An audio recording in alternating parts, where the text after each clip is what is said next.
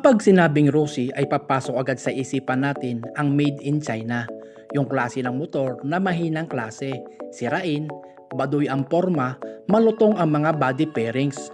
Ngunit hindi nagpa-epekto ang Rosie sa ganitong uri ng pambabas. Sa halip, mas pinagbuti pa nila ang paggawa ng iba't ibang uri ng motorsiklo.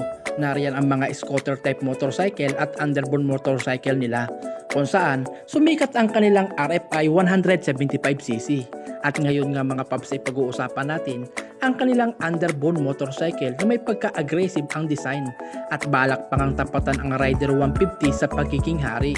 Ito ay ang kanilang Rosie Plus 150 Fi. Ang motor na to ay may medium build appearance pero hindi maiaalis ang sporty na design. Ang motor na to ay may presyong 70,000 pesos kung saan pwede mo makuha sa hulugan na may presyong 6,000 pesos ang down payment at may monthly payment na 3,100 pesos sa 36 month at may bawas pa na 300 kung updated ka sa bayad mga paps. At narito ang technical specification ng motor na to. Ang makina ng motor na to ay pinalakas ng 149.2cc single cylinder 4-stroke air-cooled EFI engine. Ang boring stroke ng motor na to ay 57.3mm by 57.8mm at ang compression ratio ay 9.3:1. Ang maximum power ng motor na to ay 7.8 kW at 7,000 RPM at ang maximum torque ay 11.5 Nm at 5,500 RPM.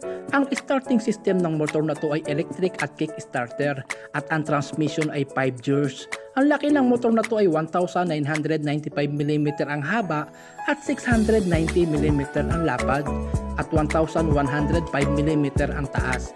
Ang wheelbase ng motor na to ay 1,285mm at ang taas ng upuan ng motor na to ay 770mm. Ang ground clearance ng motor na to ay 170mm at ang bigat ng motor na to ay 118 kg. At dumako naman tayo sa preno ng motor na to mga paps, disc brake ang unahan at hulihan. Ang laki ng gulong ng motor na to ay 90 by 80 by 17 ang unahan at 120 by 70 by 17 ang hulihan. At tubeless na to mga paps. Ang fuel tank capacity ng motor na to ay 5.5 liters. Bali hanggang dito na lamang ang maikling content ko at sana nagustuhan nyo. Pag-subscribe na lang din po, then hit the notification bell para updated ka po sa lahat ng video na aking ilalabas. Maraming salamat mga paps.